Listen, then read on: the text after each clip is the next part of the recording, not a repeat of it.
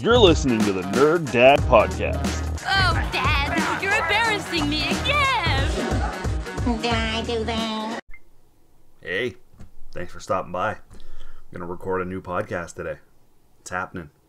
Last week's episode was on the heavier, more serious side of things, so I've intentionally looked for some more uplifting and fun things to talk about this week. And let's get after it. I've got my Anchor app all loaded up, got it all laid out for myself. So as I always do, let's start with the intro. Hey, thanks for tuning in to that Nerd Dad podcast. I am Joe Williamson. I appreciate you stopping by for a short 5, 10, 15 minute visit. I know that last week was serious. I had a lot of serious things I wanted to cover. I had a lot of heaviness in the political arena. But as of recording this, in less than 24 hours, we will have Joe Biden as the president, and I can once again go back to not worrying about what the president might say on a given day. Because let's be honest, he's going to be plain vanilla. He's going to be so boring. And I am desperately looking forward to a boring president again. Just for a breath of fresh air. I digress. I didn't want to get into politics too heavily today. I'll tell you a little bit of an embarrassing / dumb story about myself. Last week, I noticed I was drinking a lot more coffee than normal. And there was even one day where I felt I had the jitters. I definitely have a caffeine addiction, and it's not uncommon for me to get the jitters if I don't have enough caffeine. But I haven't had them in a long time. And then I caught myself reading the Coffee Pod, and I realized I had inadvertently switched to decaf. Now, I also had some regular kind of Maxwell House mixed in, but some of the pods I purchased, I guess, were decaf, and I wasn't paying attention. And on that particular day, I must have had 3, maybe 4 cups of decaf, and wasn't getting the kick I needed. So you can imagine my embarrassment when I realized I bought worthless coffee. Because why drink coffee if you're going to drink decaf? Anyways, that's my little coffee story. What I wanted to talk to you about, though, today was an article I read on CNN about something called remote commuting. And most of us, if you've been lucky enough to work from home, have been working at home now for probably going on 10 months. You're getting into the neighborhood of a year. I've been working from home since March. And as of recording this, it's January. And one of the things I noticed early on was I missed the transition period from leaving work to coming home. I didn't miss the traffic. I didn't miss the road rage. I didn't even miss having the kids in the back seat saying that they want to hear their music and not mine. But I did miss that transition period of I've left work, I have an hour, then I have to be kind of super dad and super husband, and I have to be on for the family. But I wasn't getting that. What I found was I was clocking out at 4, 4:30, 5, whatever my day brought me. And the only decompression time I got was the trip down the stairs. Sure, I've read some people say, well, lie. Say you're working till 5, but clock out at 4:30. Feels disingenuous. It does. My wife is with the kids. Or was. She's not back at work. But she was with the kids. And it's way harder to be with the kids all day than it is to do what I do for a living. So I acknowledge that. So I would honestly, there'd be a level of guilt if I were to bullshit and say I need a half hour. So I just kind of kept that to myself. I did express the frustration to the missus.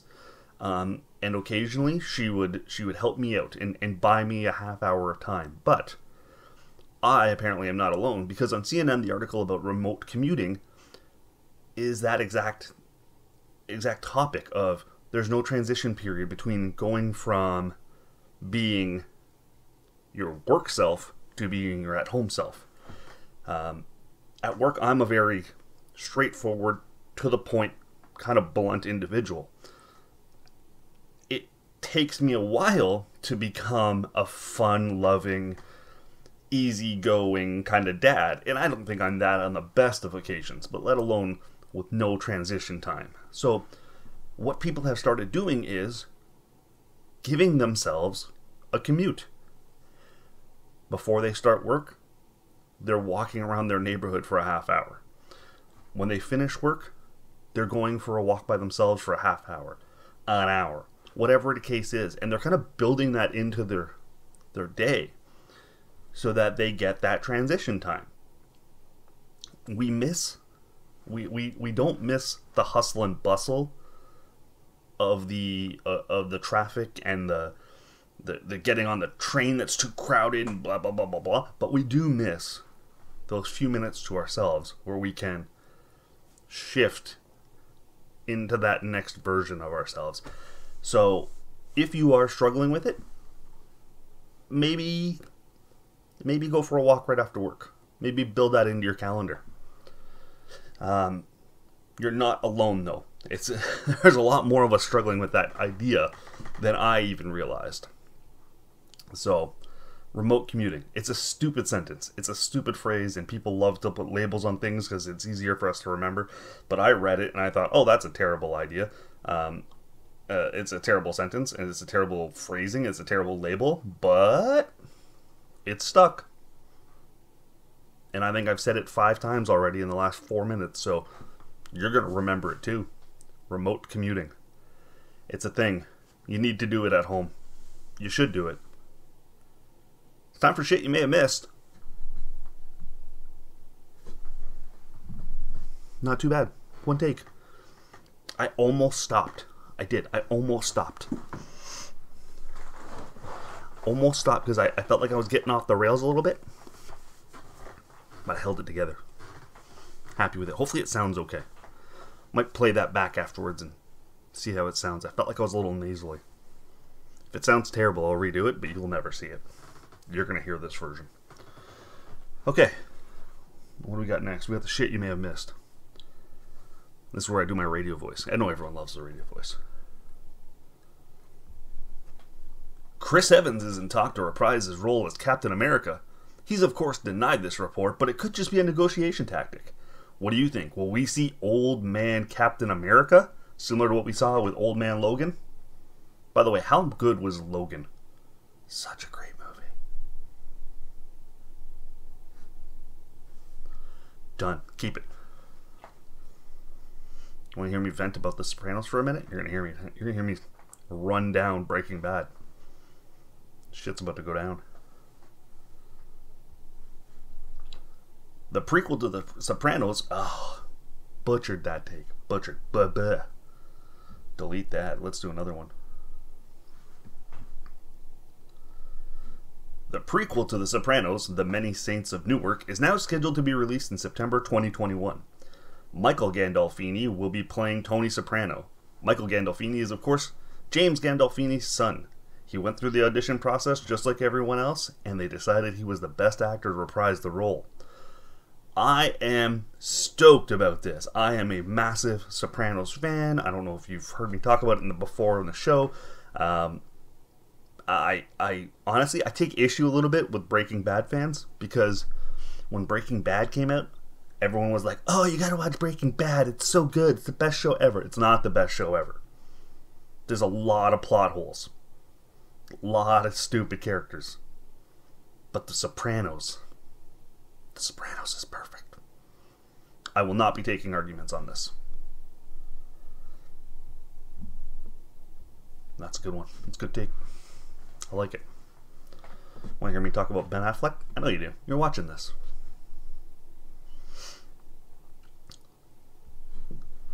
In an interview with The Hollywood Reporter, Ben Affleck said he played Batman for his kids, saying it was worth every moment of suffering on Justice League.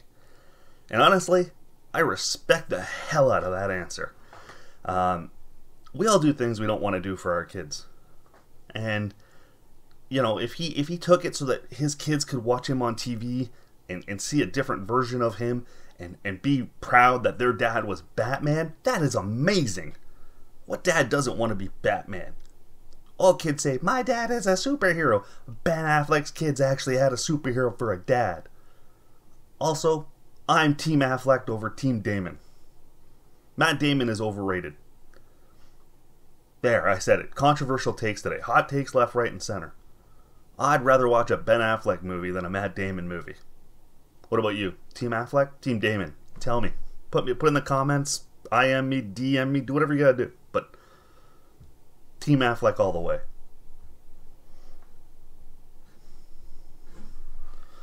Just bopping these out. Just bopping them out. Alright, next one's a little bit longer. I've got notes here on the side of my screen. I'm going to talk about Betty White. She turned 99. She turned 99. Betty White. The legend. And finally, this past Sunday, Betty White turned 99. And I couldn't help but do a little research into everyone's favorite human being. I Googled Betty White quotes, and here are two that I found that I found quite amusing. On whether or not she's ever made someone angry, her response is, I have 2 ex-husbands. How awesome is that? Betty White has 2 ex-husbands. You didn't know she had 2 ex-husbands. She has 2 ex-husbands. 2 people in their lifetime, at least 2, went, I've had enough of this bitch. Betty White. And then on handling grief, and this is sweet and sincere, so bear with me. I don't do sweet and sincere around here very often, but this is real. She says, on handling grief, there's no formula. Keep busy with your work and your life. You can't become a professional mourner. It doesn't help you or others. Keep the person in your heart at all times. Replay the good times. Be grateful for the years you had. And damn it, Betty, no one can say it better than that. And picturing it coming out of your sweet little voice, she's the best. God look after Betty White and nobody else.